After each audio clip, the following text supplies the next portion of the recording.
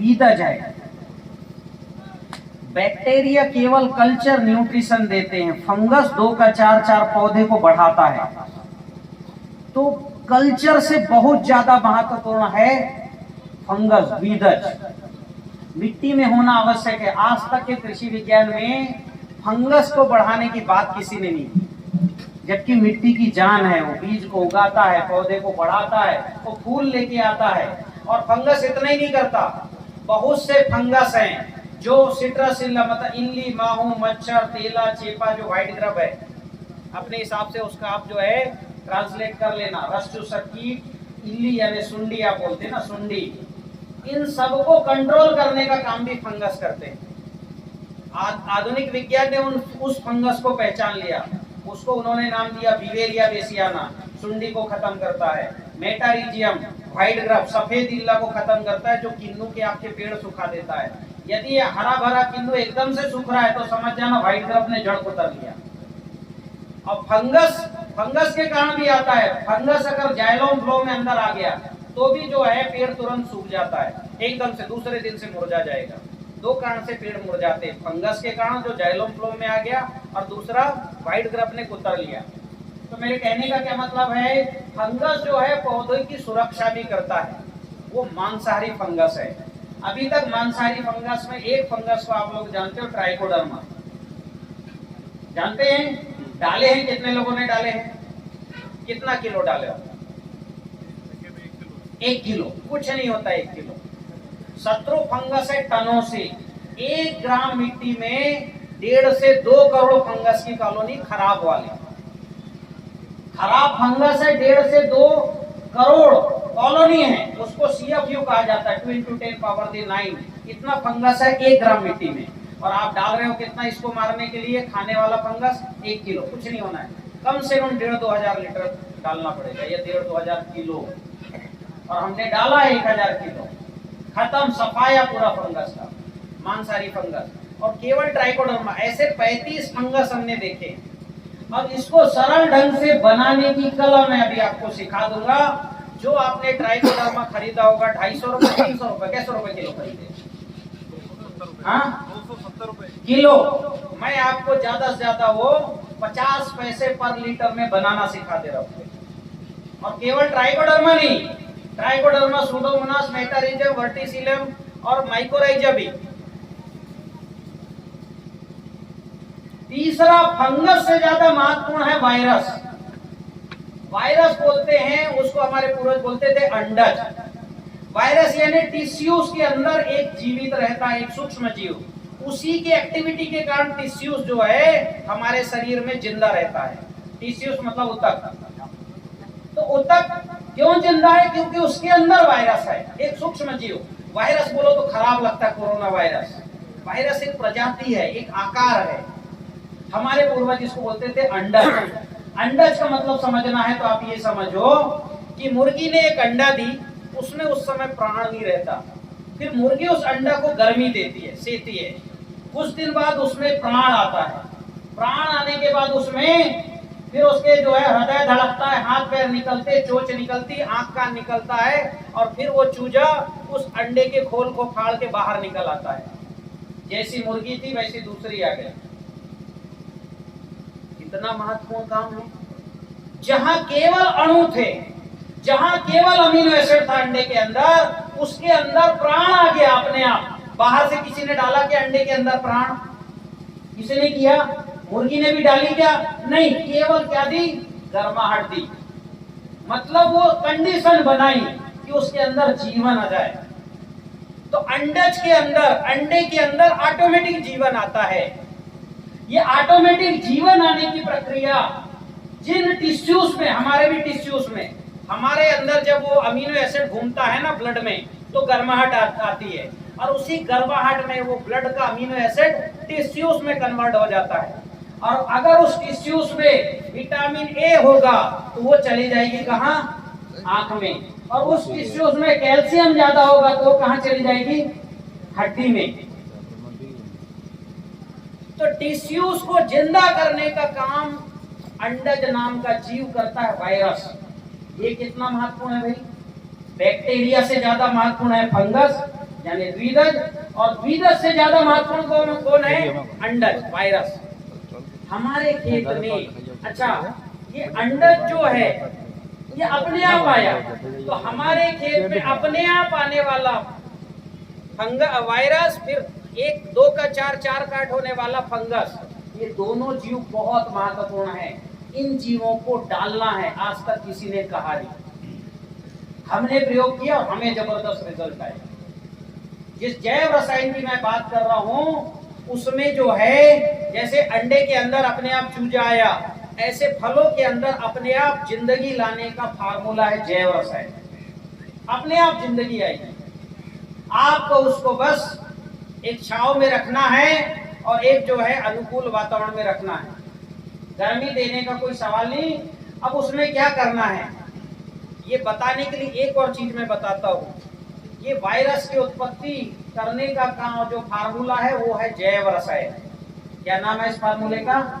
जैव रसायन। और इस जैव रसायन में 97% ग्लूकोज आता है। कितना परसेंट? और 3% न्यूट्रिशन आता है। वही न्यूट्रिशन जो जिस फल का डालोगे, जैसे आंवला, आंवले का जो है फल ले लो 3 किलो, गुड़ ले लो 1 किलो, 10 लीटर पानी, तीनों को मिला के एयरटाइट बंद करके रख दो। 3 महीने बाद, कितने महीने बाद? वो आंवला कुछ नहीं रहेगा, गुठली बचेगी, सारा लिक्विड हो जाएगा। उसके एक ml में लाखों जो है वायरस और करोड़ों वायरस और लाखों बैक्टीरिया आ जाएंगे। वायरस कितने आएंगे? करोड़ों। और बैक्टीरिया कितने आएंगे? लाखों। यानी 20 लाख पर ml के आसपास बैक्टीरिया और करोड़ों उसके अंदर वायरस होंगे। आपने डाला क्या इसमें बैक्टीरिया? आपने क्या लिया? केवल गुड़ लिया, आंवला लिया और पानी लिया। बैक्टीरिया कैसे आ गया? आपको एक उदाहरण बताता हूँ, खट से समझ में आएगा। अभी हमको आयरन की कमी, अमूमन महिलाओं में आयरन की कमी रहती है, उसके वजह से आंखों के नीचे कालापन रहता है, हाँ कि ना? और अमूमन इसलिए सरकार फ्री में आयरन के टैबलेट और वो जो लिक्विड बांटती है स्वास्थ्य विभाग, बहुत महत्वपूर्ण कारक है आयरन की कमी। आयरन होता है अंगूर में, 10 किलो अंगूर खाओ, आयरन नहीं मिलेगा, ये कालापन नहीं हटेगा। लेकिन अंगूर का जैव रसायन बना लो।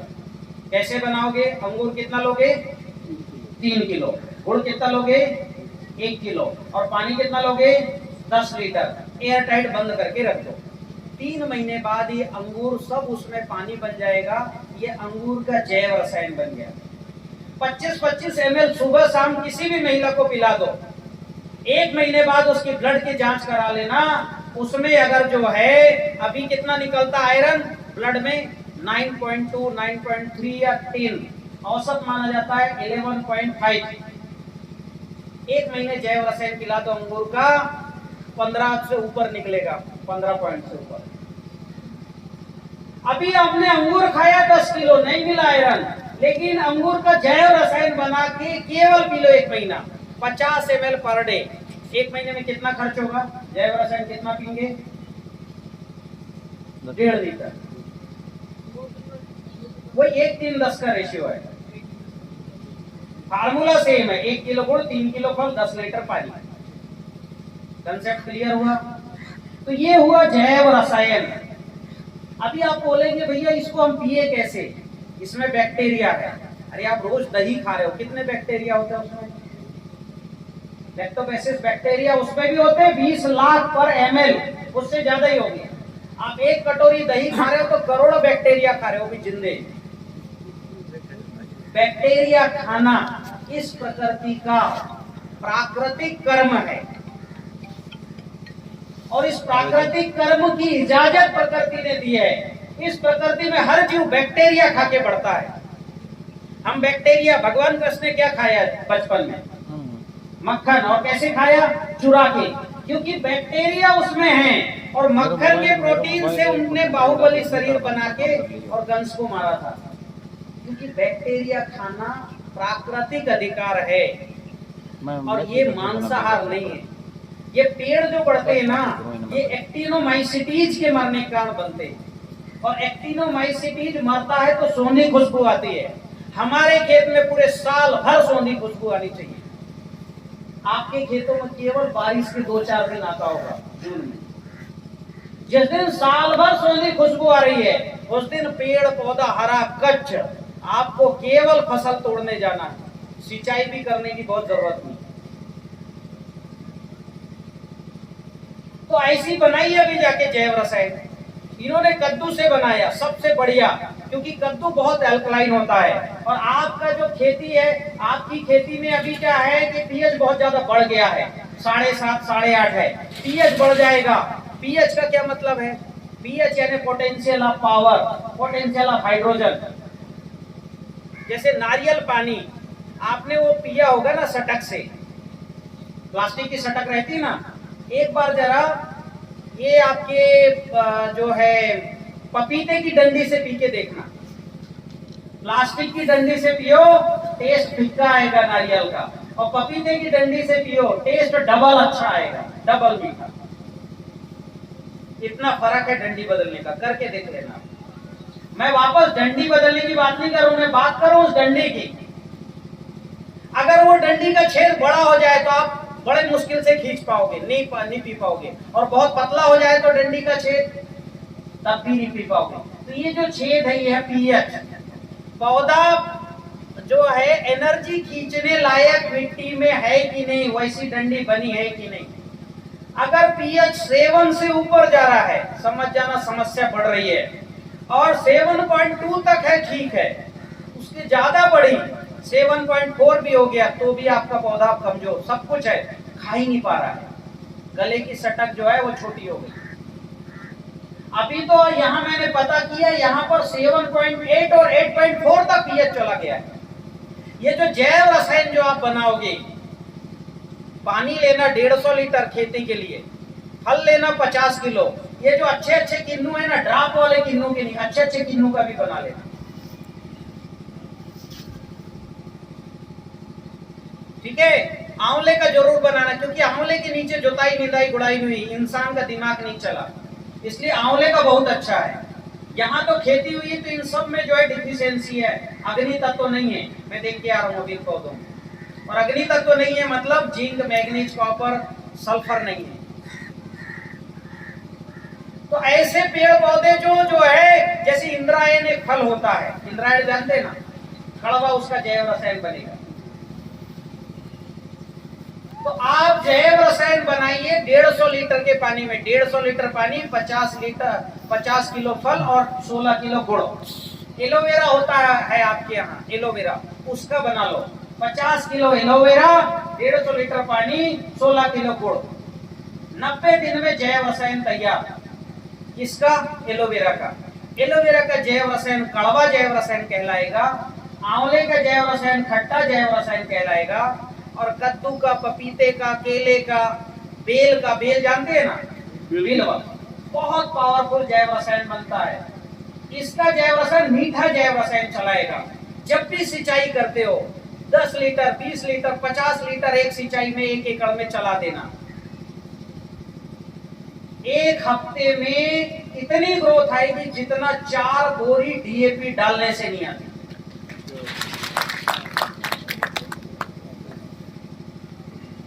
कर लेना, किसी भी पौधे में जड़ पे आप डालिए, पत्ती की चौड़ाई बढ़ जाएगी। अभी मुझे गुरतेज जी ने पिछले साल फोटो भेजा था, हाथ की चौड़ाई के बराबर पत्ती। इनके यहाँ पत्ती पहले छोटी सिकुड़ी सी थी, अब सब पत्ती चौड़ी होगी।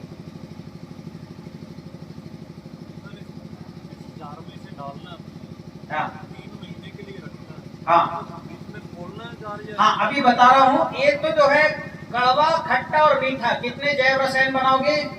कड़वा, तीनों का रेशियो सेम है। कड़वा बीजोपचार के काम आएगा, और जब आपके यहाँ जैसे सिट्रसिल्ला आया, कोई भी रस चूसक आए तो स्प्रे के काम आएगा। बीजोपचार उतना करना जितना बीज में ऊपर चिपक जाए, ज्यादा नहीं, हल्का। जमीन में जितना चाहे डाल सकते हो, लेकिन स्प्रे करोगे अधिकतम 5 ml प्रति लीटर पानी के दर से। फ्री में बनता है इसलिए ज्यादा मत करना। कितना करोगे? 5 ml प्रति लीटर। अब स्प्रे कड़वे का स्प्रे करना जब भी पौधे में कोई भी इल्ली यानी सुंडी आए, माहू, मच्छर, तेला, चेपा, सिट्रिसिल्ला, फंगस कुछ भी दिखे तो जो है इंद्रायण का फल, क्या बोलते हैं उसको, तुम्बा के फल का बनाना, उसका जैव रसायन का स्प्रे करना, इल्ली मर जाती है उससे सुंडी। और एलोवेरा के जैव रसायन का भी स्प्रे करना। मात्रा कितना रहेगा? 5 ml प्रति लीटर अधिकतम। खट्टे जैव रसायन का स्प्रे करना फूल लाने के लिए। जैसे फूल अभी जो है किन्नू में फूल किस महीने में आते हैं? फरवरी में। तो आप जनवरी में कर दो, अभी कर दो। और कितना लगेगा? आधा लीटर पर एकड़ भी कर सकते हो आप। 1 ml भी पर लीटर भी रहा तो भी रिजल्ट आता है। आपका जो है कम से कम 22 से 25 दिन पहले फ्लावरिंग हो जाएगी और जबरदस्त फ्लावरिंग होगी। और 22-25 दिन पहले फ्रूट पक जाएंगे। ये बताओ 20-22 दिन पहले फ्रूट पके तो रेट में कितना अंतर मिलेगा? बिल्कुल मिलेगा। हमारे किसान हैं, कोटपुतली के किसान हैं लेखराम जी, वो मेरी टेक्निक में 300 एकड़ की खेती करते हैं। बाग है उनका 60-65 एकड़ में। किन्नू नहीं, दूसरे बाग है। नींबू का बाग है 22 एकड़ में। उन्होंने ये स्प्रे किया, बिफोर टाइम फल लिया। 165 रुपए किलो बिका था उनका नींबू। 22 एकड़ में 98 लाख का नींबू बेचा इस साल, मात्र 2.5 साल के पेड़ों, मात्र 2.5 साल। अभी 17, 18, 19 मार्च को उनके बाग के अंदर मैंने ट्रेनिंग रखी है, 3 दिन की प्रैक्टिकल ट्रेनिंग हुई। आप आएंगे 17, 18, 19 मार्च को, देखना वाटर सूट में भी फूल लदा है, मिलेगा। क्योंकि पिछले साल वाटर सूट जानते हैं ना, आप सब जानते हैं, कटिंग करते हैं, वाटर सूट में भी पूरा फूल आता है और बराबर फल आता है कुछ। क्योंकि प्लांट को जब खुराक ज्यादा हो जाएगा तो कहीं ना कहीं तो फैलाएगा। अभी आपकी वाटर सूट आपकी फसल को खत्म कर रहा है, उनका वाटर सूट में फल आ रहे हैं। तो 17, 19 मार्च को उनके खेत में लाइव ट्रेनिंग है 3 दिन, कोटपुतली जयपुर। वो है, वो आप वेबसाइट में जाके वो उसमें आप जो है बुक कर सकते हैं। तो आइए वहां हम प्रैक्टिकल दिखाएंगे। और केवल किन्नू मतलब केवल इसमें नहीं, आपको वहां किन्नू के पौधे की ग्रोथ दिखाएंगे, 1.5 साल में कितनी ग्रोथ हुई। अभी कम से कम वहां 50 एकड़ में सब्जी लगी है, 50 एकड़ से ऊपर। जिधर देखो उधर हरा भरा। और कितना हरा भरा? इतना हरा भरा किसी रासायनिक खेती में नहीं आ सकता। जिधर देखोगे हरा कच्च और बिफोर टाइम फ्लावरिंग आती है उनके यहाँ। तो वापस आता हूं मैं जैव रसायन पे। ये जो तीनों जैव रसायन है, मीठे जैव रसायन का स्प्रे करना फ्रूट सेट हो जाए तब, और खट्टे मीठे कड़वे जैव रसायन को चाहे जितना जमीन पे डालिए, लेकिन कड़वा जैव रसायन जो है जमीन में डालने का ज्यादा कुछ मतलब नहीं। खट्टा डालना है फूल के पहले 10-20 लीटर, नहीं तो पूरे साल भर मीठा जैव रसायन डालिए। 10 लीटर पर एकड़, 20 एकड़, 20 लीटर, 30 लीटर, 50 लीटर डालिए प्रति एकड़। कुछ उससे खेती को दिक्कत नहीं आएगी। और इस जैव रसायन में 97% ग्लूकोज है, और ग्लूकोज सबको चाहिए, हमको भी चाहिए, चींटी को भी चाहिए ग्लूकोज, इसलिए वो जो है शक्कर खाती है, पेड़ पौधे को भी चाहिए। ये पहला फार्मूला जैव रसायन है। लेकिन ये आप जो केवल ग्लूकोज जो है हमको बहुत जरूरत है, उसका ये जो है अपना फार्मूला है। पर न्यूट्रिशन के लिए फार्मूला अपना दूसरा फार्मूला है अणु जल का।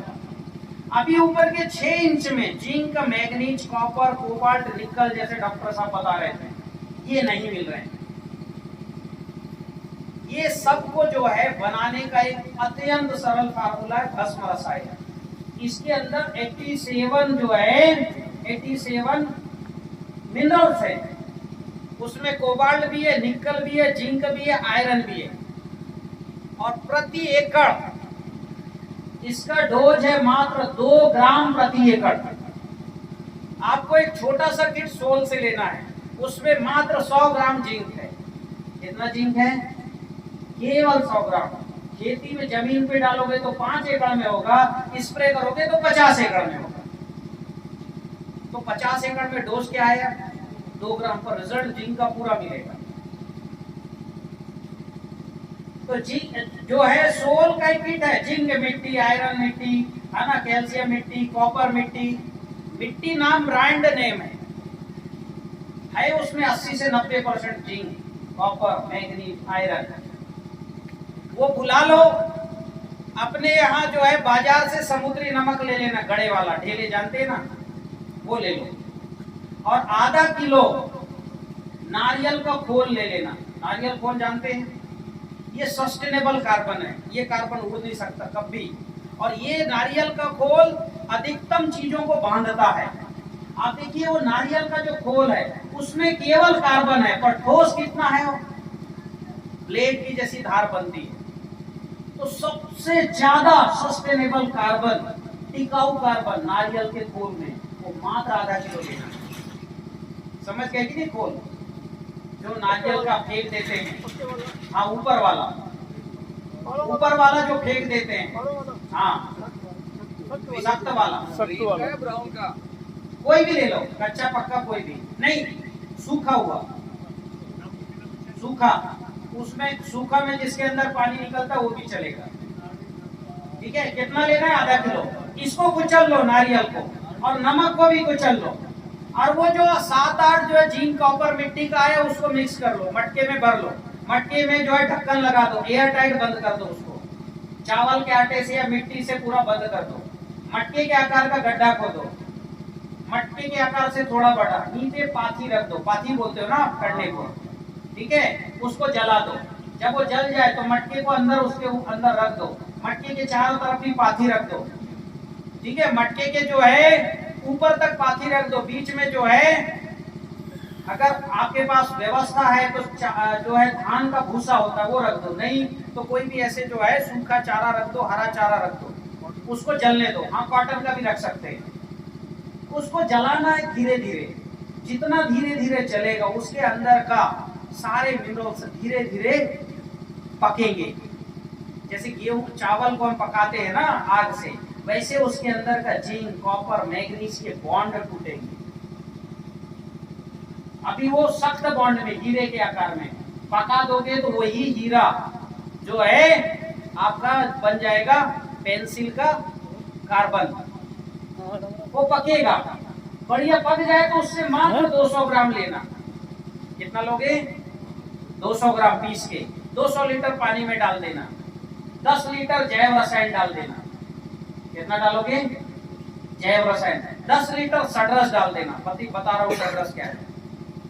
10 लीटर जीवाणु जल डाल देना, अभी बताता हूँ जीवाणु जल क्या है।